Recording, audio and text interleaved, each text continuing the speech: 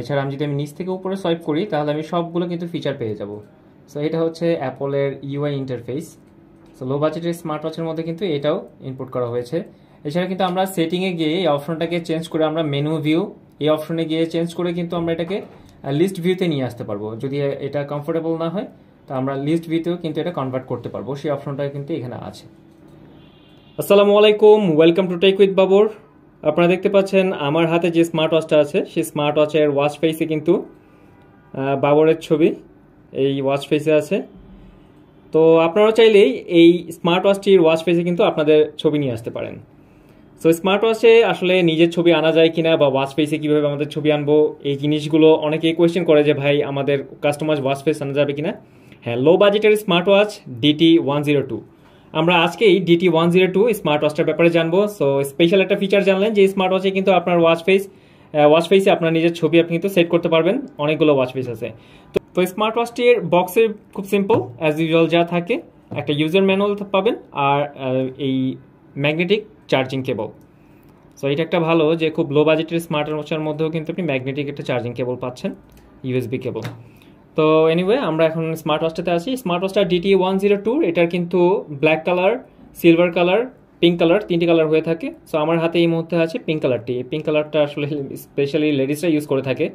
তো silver colour এবং black কালারটাও কিন্তু লেডিসরা ইউজ করে থাকে এবং এটা ডিটি ওয়াচগুলো কিন্তু এখন বেশ ভালো করছে। স্যার সাধারণত আমরা জানি যে নন ব্র্যান্ডের ওয়াচগুলোর কোয়ালিটি বেশ ভালো হয় না, কিন্তু ডিটির কোয়ালিটি কিন্তু বেশ ভালো। তো এটা হচ্ছে DT102। তো এটার মধ্যে যে যে অপশনগুলো আছে তা আমরা দেখব। তো প্রথমে আমরা বলেছি ওয়াচ ফেসের কথা। সো এটা হচ্ছে সিঙ্গেল একটা button, crown button, on of button, এবং আপনারা দেখতে পাচ্ছেন এটা অফ করা অবস্থায় কিন্তু আমাকে টাইম দিচ্ছে, মানে এটা কিন্তু অলওয়েজ অন ডিসপ্লে অপশনটা কিন্তু আছে। তো এটাতে কি কি অপশন আছে সেটা আমরা দেখিনি, কি কি ফিচার পাচ্ছেন। সো লো বাজেটের স্মার্ট ওয়াচের মধ্যে প্রথম যে অপশনটা বলবো এবং সবচেয়ে আকর্ষণীয় অপশন সেটা হচ্ছে কলিং অপশন। সো স্মার্ট ওয়াচের ক্ষেত্রে কিন্তু এই অপশনটা বেশ কাজে দেয় এবং সবাই স্মার্ট ওয়াচ কেনার ক্ষেত্রে এই অপশনটা চায় যে আপনার স্মার্ট ওয়াচ থেকে আপনি মেক কল রিসিভ কলের অপশনটা পাবেন। এখানে দেখুন মেসেজ নোটিফিকেশন আসলো আমার, এবং এটা কিন্তু মেসেঞ্জারের মেসেজ নোটিফিকেশন, মানে সোশ্যাল মিডিয়া অ্যাপের নোটিফিকেশন কিন্তু পাবো আমি এখানে, আমার হোয়াটসঅ্যাপের নোটিফিকেশনও কিন্তু পাবো। সো ব্যাকে গেলাম। সো আমার যে যে অপশনগুলো থাকছে, কল নোটিফিকেশন পাবো আমি, মেক কল রিসিভ কলের অপশন পাচ্ছি, মেসেজ নোটিফিকেশন পাচ্ছি, এটা হচ্ছে আমার ফোন মেসেজ নোটিফিকেশন। এছাড়াও কিন্তু সোশ্যাল মিডিয়া অ্যাপ নোটিফিকেশন সেই অপশনগুলো আছে, হোয়াটসঅ্যাপ বা ভাইবার, মেসেঞ্জার, সবগুলো নোটিফিকেশন কিন্তু পাবো। এবং শুধুমাত্র মেসেজ নোটিফিকেশন পাবো বা কল করার অপশন থাকবে তা না, কল রেকর্ডের অপশনও কিন্তু এখানে আছে, এবং কন্ট্যাক্ট লিস্ট। সো আমার ফোন নাম্বার কিন্তু আমি এখান থেকে দেখে এখান থেকেই কল করতে পারবো, সেটা একটা ভালো অপশন। সাধারণত স্মার্ট ওয়াচগুলোতে যেটা হয় আমাদেরকে বাটন প্রেস করে বা এখানে ট্যাপ করে এখানে কল দিতে হয়, আমাকে জাস্ট কোনো নাম্বার সেভ করার অপশন থাকে না, কিন্তু এখানে কিন্তু সেই অপশনটা আছে কন্ট্যাক্ট লিস্টে যে।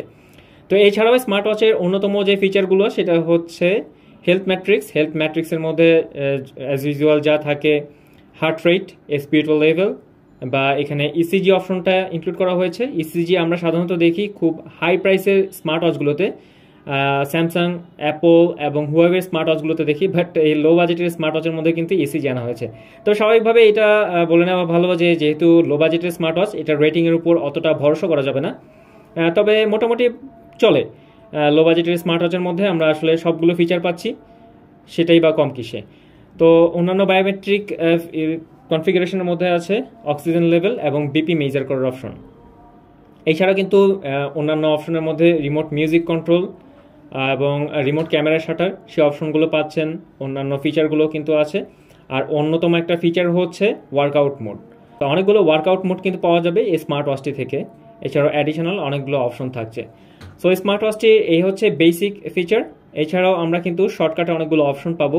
উপর থেকে নিচে সোয়াইপ করলে বেশ কিছু সব শর্টকাট আসবে। বাম থেকে ডানে গেলে সেখানেও আমরা কিন্তু এই যে মেসেজ নোটিফিকেশনগুলো আমরা শর্টকাটে দেখতে পাবো। ব্লুটুথ কল আমরা এখান থেকে যেতে পারবো, বা কত স্টেপ হাঁটলাম, এবং ইমার্জেন্সি যেই ফিচারগুলো আমার দরকার সেগুলো কিন্তু আমি পেয়ে যাব। সো ওভারঅল আমার কাছে খারাপ লাগেনি স্মার্ট ওয়াচটি। খুব বেশি স্লিম বলা যায় না, বাট হাতে কিন্তু মানিয়ে যাবে। স্ট্যান্ডার্ড সাইজ একটা, এবং এই স্কোয়ার শেপ, আসলে স্কোয়ার শেপ এটা বলা যায় যে রেক্ট্যাঙ্গুলার শেপের স্মার্ট ওয়াচটি। স্ট্র্যাপ হিসেবে ব্যবহার করা হয়েছে 20 মিলিমিটার, এবং এটা কিন্তু চেঞ্জেবল। সো আমরা কিন্তু ইজিলি এটা চেঞ্জ করে ফেলতে পারবো। স্ট্র্যাপটা ইজিলি আমরা খুলে ফেলতে পারবো, আবার ইজিলি আমরা এখান থেকে লাগিয়েও ফেলতে পারবো।